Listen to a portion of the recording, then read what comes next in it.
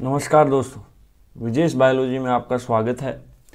आज के इस टॉपिक में अपन देखने वाले हैं कि डीएनए डैमेज के कारण क्या हैं, किस प्रकार से डीएनए डैमेज होता है। लास्ट क्लास में हमने डीएनए डैमेज का एक इंट्रोडक्शन देखा था कि डीएनए डैमेज क्या होता है और उसको कैसे रिपेयर किया जा सकता है, और सेल साइकिल की किस स्टेज में डीएनए डैमेज को अपन रिपेयर कर सकते हैं।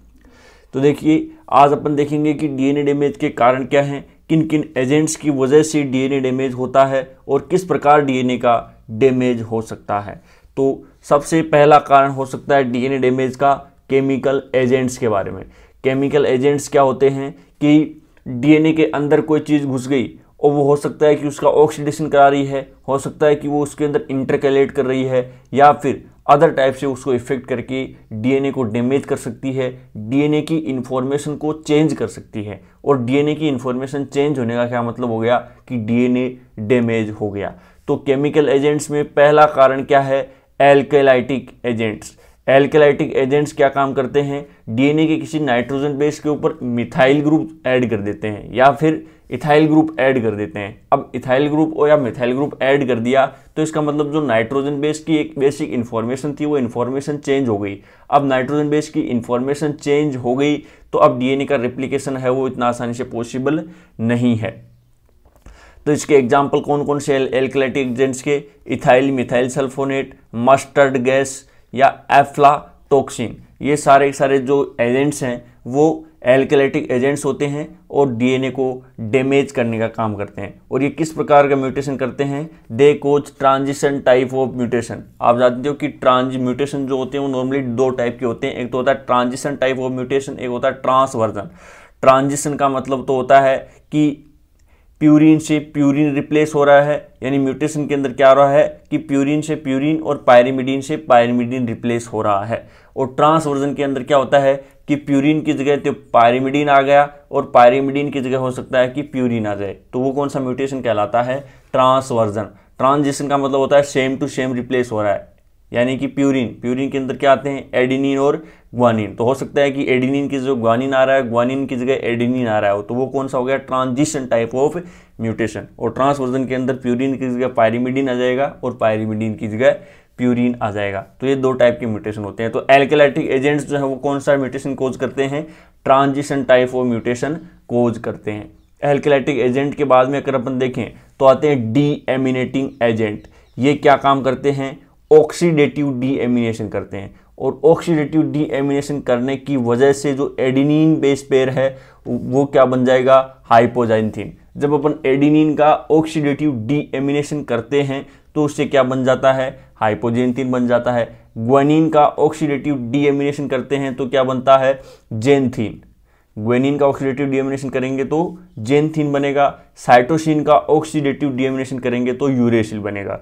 तो इस प्रकार से क्या आप देख पा रहे हो कि नाइट्रोजन बेस की आइडेंटिटी चेंज आ गई, और आइडेंटिटी चेंज हो गई तो इसका मतलब क्या हो गया कि म्यूटेशन हो गया उसमें, और अब वह डीएनए काम का नहीं रहा तो डीएनए क्या हो गया, डैमेज हो गया। अब ऑक्सीडेटिव डीएमिनेशन एजेंट्स के एग्जाम्पल कौन कौन से हैं, नाइट्रस ऑक्साइड, हाइड्रोक्सल एमीन, ये दोनों के दोनों डीएमिनेटिंग एजेंट होते हैं और यह transition type of mutation cause करते हैं। ये करेंगे transition type of mutation. Deaminating agents के बाद में अगर अपन देखें तो बेस एनालोगस का क्या मतलब हो गया कि नाइट्रोजन बेस के जैसी कोई दूसरी स्ट्रक्चर जिससे डीएनए पॉलीमरेज है वो डिफरेंशिएट नहीं कर पाता।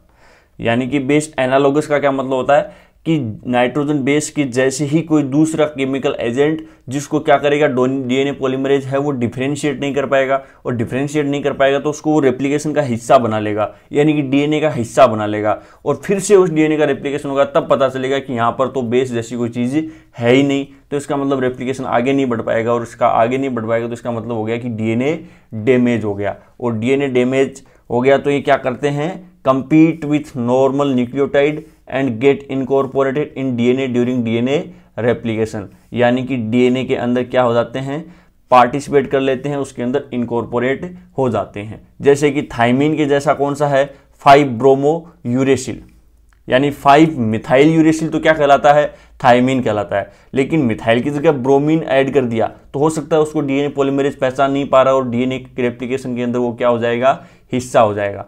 एडिनिन एडिनिन जो होता है 2 एमिनो प्यूरिन, एडिनिन की जैसा कौन सा होता है 2 एमिनो प्यूरिन होता है। 6 एमिनो प्यूरिन क्या कहलाता है, एडिनिन कहलाता है।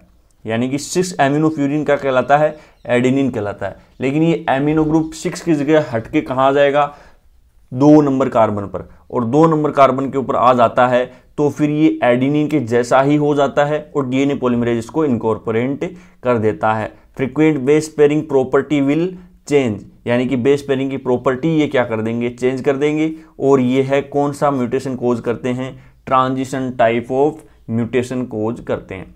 उसके बाद में बेस एनालोगस के बाद में अपन देखते हैं ऑक्सीडेटिव एजेंट्स। और ऑक्सीडेटिव एजेंट्स का क्या मतलब होता है कि ये ऑक्सीडेशन कर देते हैं। जैसे कि ग्वानिन का ऑक्सीडेशन कर दिया तो क्या बन जाएगा, 8 ऑक्सोग्वानिन।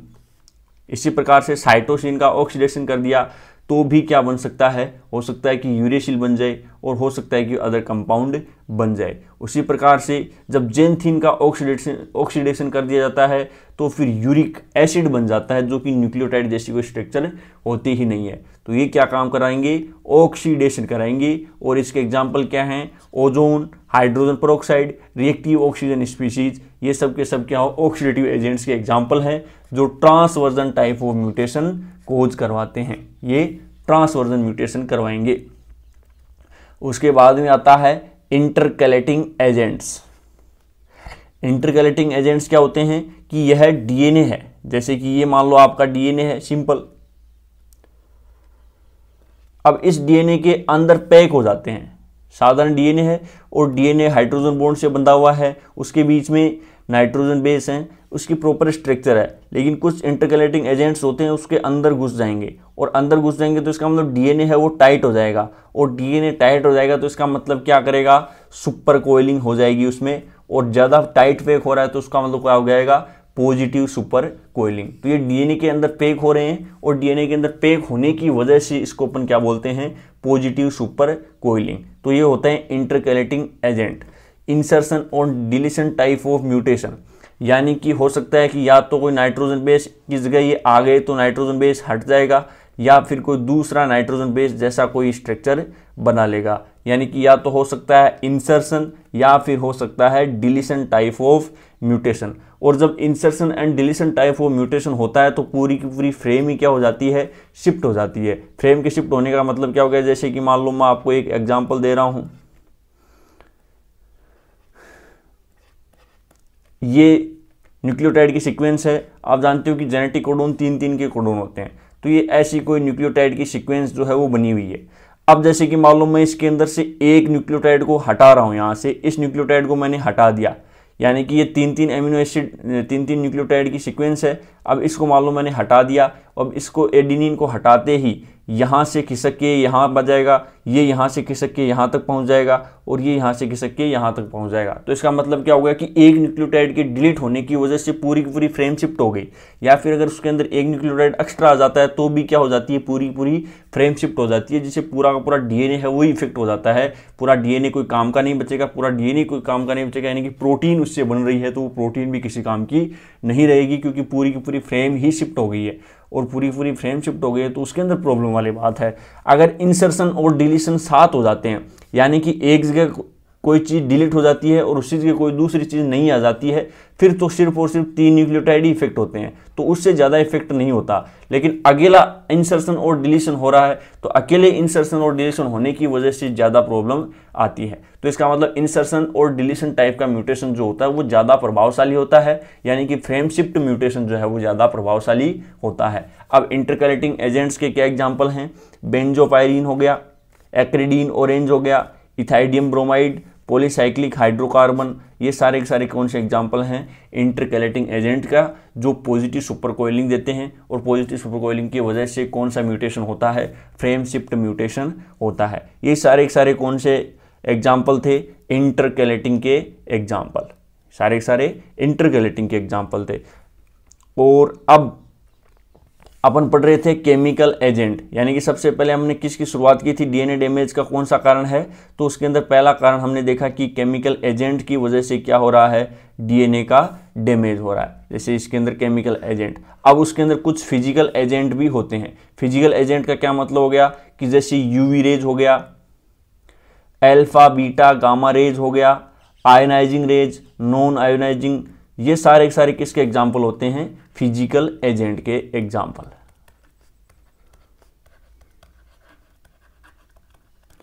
फिजिकल एजेंट्स में क्या क्या चीजें आ जाती हैं, यूवी रेज आ जाती है, अल्फा बीटा गामा रेज जितनी भी आ जाती हैं वो भी आ जाती हैं, जैसे कि मान लो आयोनाइजिंग एंड नॉन आयोनाइजिंग।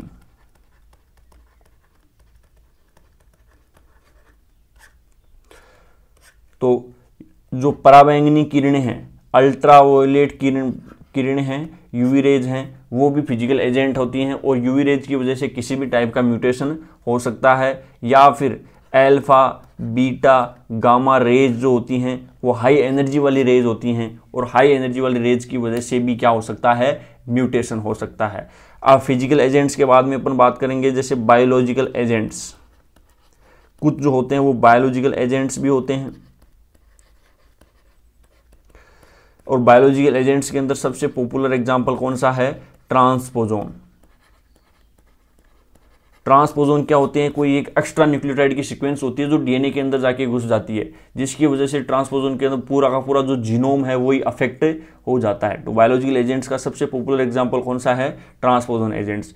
तो ये जो केमिकल एजेंट्स थे वो कॉम्पिटिटिव एग्जाम की दृष्टि से काफ़ी ज़्यादा इंपॉर्टेंट होते हैं। उनके अंदर इंपॉर्टेंट क्या होता है, जैसे किसी कॉम्पिटिटिव एग्जाम्स में पूछ लिया इंटरकैलेटिंग एजेंट क्या काम कर रहा है, या फिर ये किस टाइप का म्यूटेशन कर रहा है, या फिर इस पर्टिकुलर म्यूटेशन का नाम क्या होता है, ये सबसे ज़्यादा इंपॉर्टेंट होती हैं और इसके एग्जाम्पल बहुत ज़्यादा इंपॉर्टेंट होते हैं। जैसे कि मान लो एग्जाम में दे दिया बेंजोपायरिन क्या काम कर रहा है, तो बेंजोपायरिन जो है वो फ्रेम शिफ्ट म्यूटेशन कर रहा है और किस प्रकार का एजेंट है, इंटरकैलेटिंग टाइप का एजेंट है। जैसे कि ऑक्सीडेटिव डीएमिनेशन का कौन काम कर रहा है, ऑक्सीडेशन का काम कौन कर रहा है। जैसे कि ओजोन है वो किस टाइप का म्यूटेशन कर रहा है, ट्रांसवर्जन टाइप का म्यूटेशन कर रहा है। हाइड्रोजन पेरोक्साइड किस टाइप का म्यूटेशन कर रहा है, ट्रांसवर्जन। रिएक्टिव ऑक्सीजन स्पीशीज किस टाइप का म्यूटेशन कर रहा है, ट्रांसवर्जन। और ट्रांसवर्जन में भी ये क्या काम कर रहे हैं, ऑक्सीडेशन का काम कर रहे हैं। तो इस प्रकार से कॉम्पिटिटिव एग्जाम्स में मोस्ट इंपोर्टेंट जो है वो केमिकल एजेंट्स होते हैं और किस टाइप के क्वेश्चंस इसके अंदर पूछे जा सकते हैं उसके बारे में मैंने आपको बताया। जैसे कि बेस एनालॉगस किस टाइप का म्यूटेशन कर रहा है, ट्रांजिशन टाइप का म्यूटेशन। बेस एनालॉगस किसने किया, ट्रांजिशन टाइप का म्यूटेशन। या हाइड्रोक्सिल एमीन ने किस टाइप का म्यूटेशन किया, डीएमिनेटिंग एजेंट है और ये क्या काम कर रहा है, ट्रांजिशन टाइप का म्यूटेशन कर रहा है। तो जितनी मैंने इन्फॉर्मेशन दी है उससे बहुत बार क्वेश्चन पूछे जा चुके हैं और आगे भी क्वेश्चन पूछने की संभावनाएं काफ़ी ज़्यादा होती है। तो केमिकल एजेंट्स जो होते हैं वो सबसे ज़्यादा इंपॉर्टेंट होते हैं, इसलिए मैंने केमिकल एजेंट्स पे आपको सबसे ज़्यादा जोर दिया है कि किस प्रकार से ये डीएनए को डैमेज करते हैं। अब अपन नेक्स्ट क्लास के अंदर पढ़ेंगे कि ये जो डीएनए डैमेज हो चुका है, जैसा कि आपने देखा कि एडेनिन की जगह हाइपोजेंथीन आ गया, ग्वानिन की जगह जेंथीन आ गया, ये जितनी भी चीज़ें हुई हैं, जितने भी डीएनए के डैमेज हुए हैं उसको वापस किस प्रकार से ठीक किया जा सकता है, वापस कैसे रिपेयर किया जा सकता है, उसके बारे में अपन स्टडी करेंगे जो नेक्स्ट क्लास के अंदर करेंगे, यानी डीएनए रिपेयर के बारे में अपन नेक्स्ट क्लास में पढ़ेंगे। तो मिलते हैं अपन नेक्स्ट क्लास में। Thank you so much.